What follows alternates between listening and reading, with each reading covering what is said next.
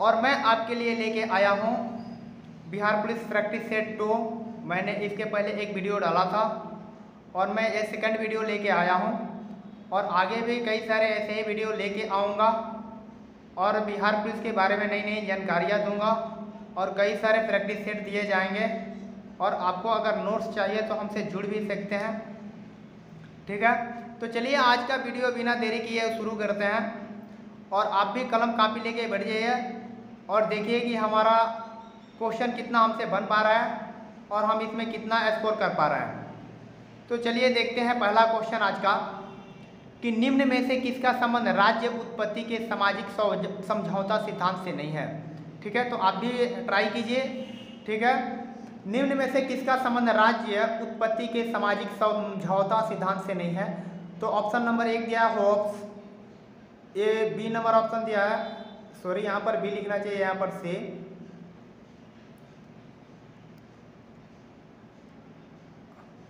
यहाँ पर होना चाहिए बी और यहाँ पर सी, ठीक है। तो होब्स, मिल, लॉक, रूसो, यानी आपका ऑप्शन जो इसमें से राइट होगा वह कौन सा हो जाएगा, रूसो हो जाएगा, ठीक है।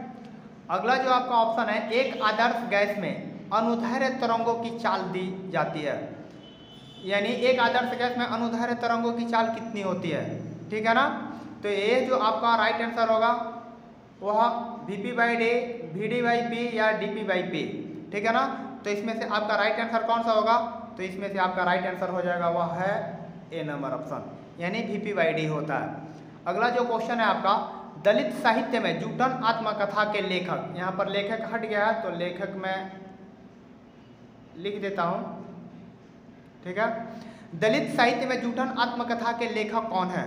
तो मोहनदास नेमिष राय, ओम प्रकाश वाल्मीकि, तुलसीराम दया पावर, ठीक है। तो इसके जो लेखक हैं यह बहुत ही अच्छा रचना है ओम प्रकाश वाल्मीकि जी का, आप भी पढ़िएगा, बहुत मज़ा आता है पढ़ने में। यहाँ देखिए, दलित साहित्य में जूटन आत्मकथा के जो लेखक हैं वह है ओम प्रकाश वाल्मीकि जी, ठीक है। अगला जो क्वेश्चन है, पीपुल्स वार ग्रुप संबंधित किससे है, ठीक है ना। तो इसका जो पहला ऑप्शन है संप्रदायवाद से, क्षेत्रवाद से, जातिवाद से, नक्सलवाद से। तो इसमें जो आपका राइट आंसर होगा वह कौन सा होगा, तो यह नक्सलवाद से संबंधित है, यानी पीपुल्स वार ग्रुप संबंधित किससे है, तो नक्सलवाद से है, ठीक है।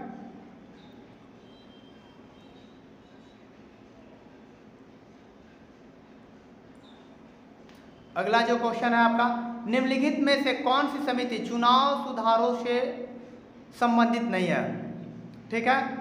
तो दिनेश गोस्वामी समिति, तारकुंडे समिति, इंद्रजीत गुप्ता समिति, वाईके अलग समिति, यानी 4 ऑप्शन दिए हैं, इसमें से कौन सा ऑप्शन आपका सही होगा, ठीक है ना। तो आपका जो ऑप्शन सही होगा इसमें राइट आंसर होगा वह हो जाएगा वाईके अलग समिति, यानी यह आपका राइट आंसर होगा डी, ठीक है। अगला क्वेश्चन है, कल्चरल रेवोल्यूशन के समय कम्युनिस्ट पार्टी ऑफ चाइना के प्रमुख कौन थे, ठीक है ना। तो इसमें जो ऑप्शन है डेया जिनपिंग, सन यात सेन, माओ जेडोंग, झाओ एनलाई, यानी इसमें से आपका राइट आंसर कौन सा होगा, तो इसमें से आपका जो राइट आंसर होगा वह हो जाएगा माओ जेडोंग, यानी कल्चरल रेवोल्यूशन के समय कम्युनिस्ट पार्टी के जो पार्टी ऑफ चाइना के जो प्रमुख थे वह कौन थे, तो माओ जेडोंग थे, ठीक है।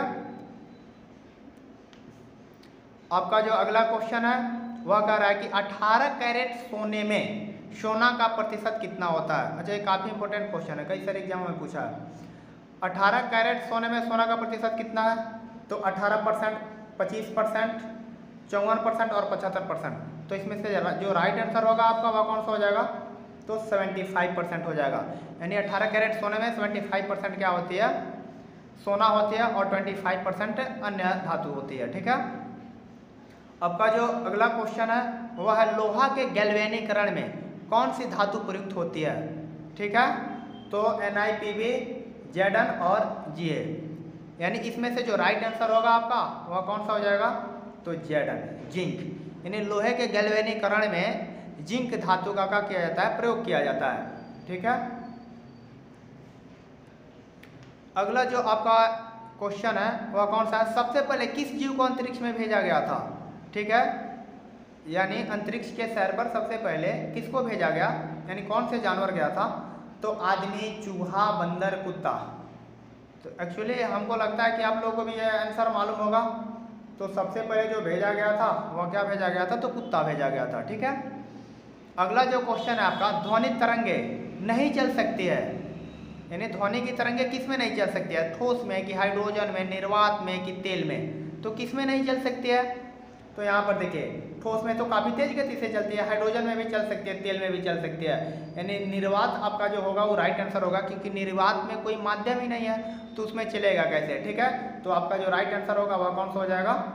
तो सी नंबर हो जाएगा। ठीक है, अगला क्वेश्चन है आपका कि 1 किलोग्राम के पदार्थ के तापमान को 1 डिग्री सेंटीग्रेड बढ़ाने के लिए आवश्यक ऊष्मा की मात्रा को क्या कहा जाता है?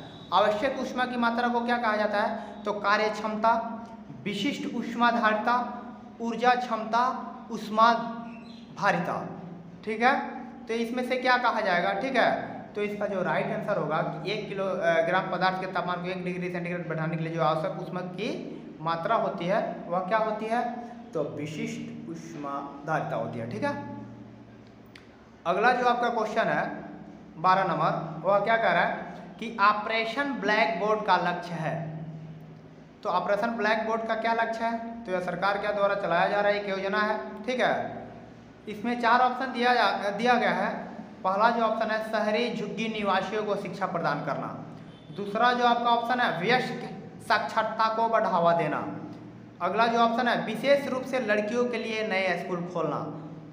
3 नंबर ऑप्शन है आपका शैक्षिक रूप से पिछले क्षेत्र में प्राथमिक शिक्षा प्रदान करना। अच्छा, यहाँ पर क्या हो गया ना, कुछ मिट गया है।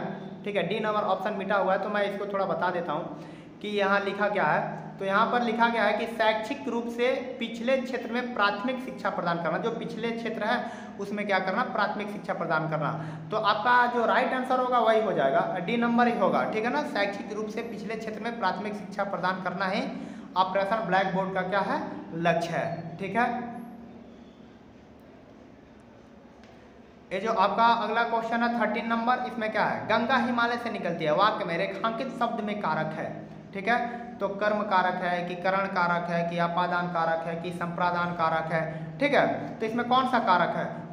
तो इसका जो राइट आंसर हो जाएगा वह हो जाएगा अपादान कारक। ठीक है, याद देखिए, हिंदी और इंग्लिश से तो कंपलसरी है कि क्वेश्चन आएंगे। ठीक है, 5 तो इंग्लिश का कंपलसरी होता है कि 5 से अधिक हो सकता है, लेकिन कम नहीं हो सकता है, और 8 से 10 क्वेश्चन हिंदी का भी आ सकता है। ठीक है, तो आप हिंदी और इंग्लिश पर भी विशेष जोड़ दीजिएगा। ठीक है, fill in the blank with appropriate preposition, यानी इसमें आपको प्रीपोजिशन का यूज करना है। और ऑप्शन दिया है कि सेंटेंस दिया है आपको कि सुमन इज सिटिंग डैश, ही नहीं होगा, यहाँ पर हर होगा। ठीक है, आर यहाँ पर मिट गया है। तो प्रीपोजिशन क्या भरना है इसमें? बाई आएगा कि बिसाइड्स आएगा कि बिसाइड आएगा कि नॉन ऑफ दी जाएगा, यानी इसमें से कौन सा आपका राइट आंसर आएगा? ठीक है, तो इसमें से जो आपका राइट आंसर होगा वह कौन सा हो जाएगा? बिसाइड हो जाएगा, यानी सुमन इज सिटिंग बिसाइड हर, यानी सुमन उसके बगल में बैठी है, यानी आपका राइट आंसर कौन सा हो जाएगा? तो यह सी नंबर हो जाएगा। चलते हैं अगले नंबर क्वेश्चन में, ये भी इंग्लिश का क्वेश्चन है। Use the correct synonyms of underlined word. ठीक है ना, यहाँ पर अंडरलाइन है।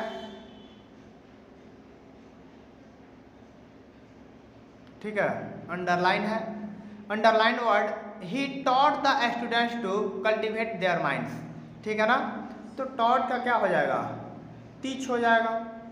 ठीक है, अगला जो है आपका एक श्रृंखला परिमेय में 3 प्रतिरोध रेजिस्टेंस। अच्छा, यहाँ पर थोड़ा मिस्टेक है, यहाँ पर जो होगा वो कितना हो जाएगा? तो ये 140 ओम है। ठीक है, 140 ओम ऐसे ओम लिखते हैं, और ये 250 ओम है, 250 ओम है ओम, और ये कितना दिया है? तो 220 ओम है, 220 ओम है। 140 ओम, 250 ओम और 220 ओम है। ठीक है, ये 220 ओम है, जितना भी लास्ट में दिया है ये ओम है। ठीक है, ये भी ओम है और ये भी का है ओम है। ठीक है, अब यहाँ पर देखिए 140 ओम, 250 ओम और 200, ये रहा 220 ओम। ठीक है, तो इसका जो कुल प्रतिरोध होगा कितना होगा? तो यहाँ पर देखिए ये कौन से क्रम में जोड़ा गया है, तो एक श्रृंखला क्रम में जोड़ा गया है, श्रृंखला क्रम में, ठीक है, श्रृंखला क्रम में जोड़ा गया है 3 प्रतिरोध। तो आपको मालूम होगा कि जब भी श्रृंखला क्रम में जोड़ा जाता है, ठीक है, समांतर क्रम में जोड़ा जाता है श्रृंखला क्रम में, तो कुल रेजिस्टेंस किसके बराबर होता है, तो R बराबर हो जाता है R1 plus R2 plus R3, इतना के बराबर हो जाता है। तो R1 का मान कितना है यहाँ पर, अच्छा यहाँ भी टोटल का टोटल लिखा है, रेजिस्टेंस है, ये भी आपका रेजिस्टेंस सॉरी ओम है, ये भी का है ओम है, ठीक है। तो R1 का मान कितना है 140 और R2 का मान कितना है 250 और R3 का मान कितना है 220। आप जोड़ दीजिए 0 0 0 0 हो गया और 2 5 7 7 4 11 का एक कैरी हुआ 1 और 2 2 4 4 1 5 5 1 6, यानी 610 ओम आएगा। यानी कुल प्रतिरोध इसका कितना होगा, तो 610 ओम, यानी ऑप्शन नंबर आपका कौन सा हो जाएगा, सी आपका राइट आंसर होगा, ठीक है। चलते हैं अगले अगले क्वेश्चन पे।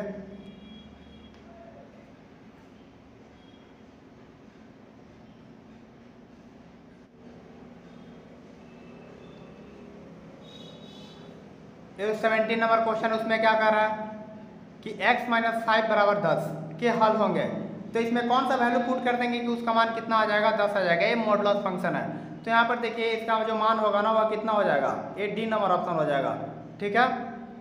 डी नंबर कैसे होगा, तो मैं आपको बता देना चाहता हूँ कि यहाँ पर 15 रखिएगा x के मान पर, तो 15 अब माइनस कितना 5, यानी कितना हो जाएगा 10, यानी 10 आया, मॉडुलस से बाहर निकलेगा तो पॉजिटिव ही निकलेगा, ठीक है। अब देखिए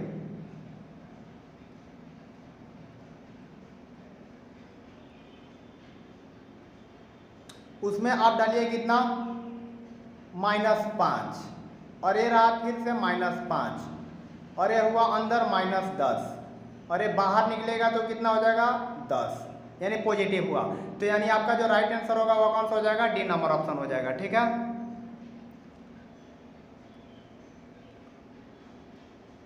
अगला जो आपका क्वेश्चन है, जुलाई 1968 में गेहूं क्रांति नामक एक विशेष डाक टिकट किसने जारी किया था, ठीक है। तो महात्मा गांधी ने, कि इंदिरा गांधी ने, कि जवाहरलाल नेहरू ने, कि मोतीलाल नेहरू ने, ठीक है ना। तो इसको जारी करने का श्रेय जाता है इंदिरा गांधी को, ठीक है। निम्न में से कौन सी ग्रीन हाउस गैस नहीं है, तो आप लोग जानबे करते हैं इसको, ठीक है, आप लोग जानते हुए होंगे इसको कि निम्न में से कौन सी ग्रीन हाउस गैस नहीं है, तो इसका जो आंसर होगा वह कौन सा हो जाएगा, तो नाइट्रोजन हो जाएगा, ठीक है ना। निम्नलिखित में से कौन सा एक सार्वजनिक क्षेत्र उद्यम है, सार्वजनिक क्षेत्र, ठीक है। तो सार्वजनिक क्षेत्र टिस्को, भारतीय रेल, RIL, विप्रो, तो सार्वजनिक क्षेत्र का जो है वह है भारतीय रेल और बाकी सब प्राइवेट है, ठीक है। सार्वजनिक इसमें से है वह है क्या, भारतीय रेल, ठीक है।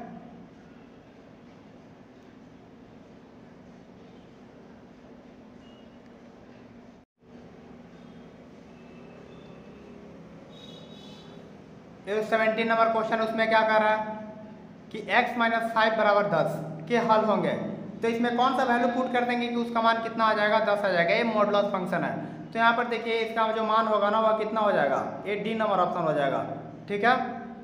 डी नंबर कैसे होगा, तो मैं आपको बता देना चाहता हूँ कि यहाँ पर 15 रखिएगा x के मान पर, तो 15 अब माइनस कितना 5, यानी कितना हो जाएगा 10, यानी 10 आया, मॉडुलस से बाहर निकलेगा तो पॉजिटिव ही निकलेगा, ठीक है। अब देखिए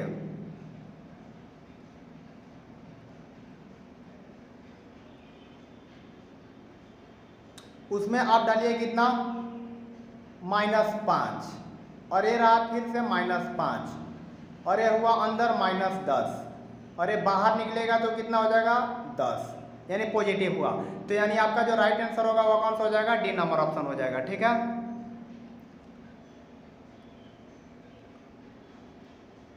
अगला जो आपका क्वेश्चन है, जुलाई 1968 में गेहूं क्रांति नामक एक विशेष डाक टिकट किसने जारी किया था, ठीक है। तो महात्मा गांधी ने, कि इंदिरा गांधी ने, कि जवाहरलाल नेहरू ने, कि मोतीलाल नेहरू ने, ठीक है ना। तो इसको जारी करने का श्रेय जाता है इंदिरा गांधी को, ठीक है। निम्न में से कौन सी ग्रीन हाउस गैस नहीं है, तो आप लोग जानबे करते हैं इसको, ठीक है, आप लोग जानते हुए होंगे इसको कि निम्न में से कौन सी ग्रीन हाउस गैस नहीं है, तो इसका जो आंसर होगा वह कौन सा हो जाएगा, तो नाइट्रोजन हो जाएगा, ठीक है ना। निम्नलिखित में से कौन सा एक सार्वजनिक क्षेत्र उद्यम है, सार्वजनिक क्षेत्र, ठीक है, तो सार्वजनिक क्षेत्र टिस्को, भारतीय रेल, RIL, विप्रो, तो सार्वजनिक क्षेत्र का जो है वह है भारतीय रेल और बाकी सब प्राइवेट है, ठीक है। सार्वजनिक इसमें से है वह है क्या, भारतीय रेल, ठीक है।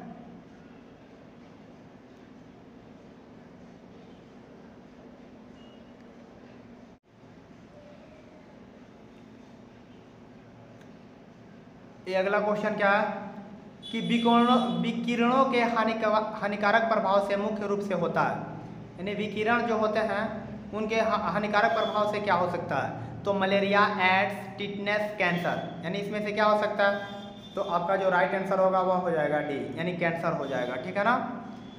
और अगला क्वेश्चन देखिए,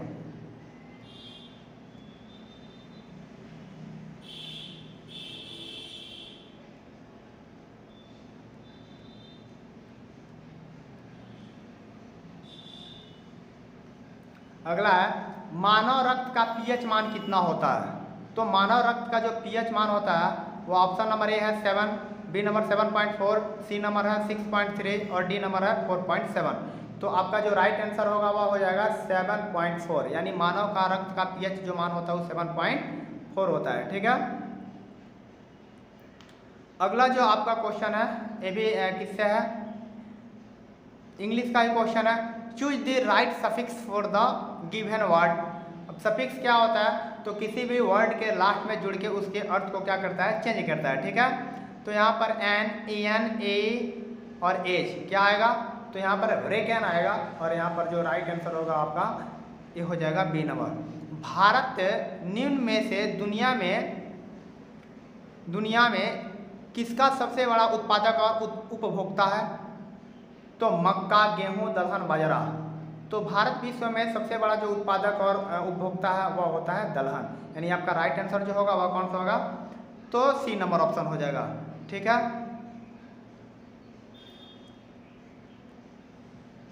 और यहाँ पर देखिए अगला जो ऑप्शन है क्वेश्चन है आपका उत्तधन ज्वल की संधि से बना शब्द है, ठीक है। तो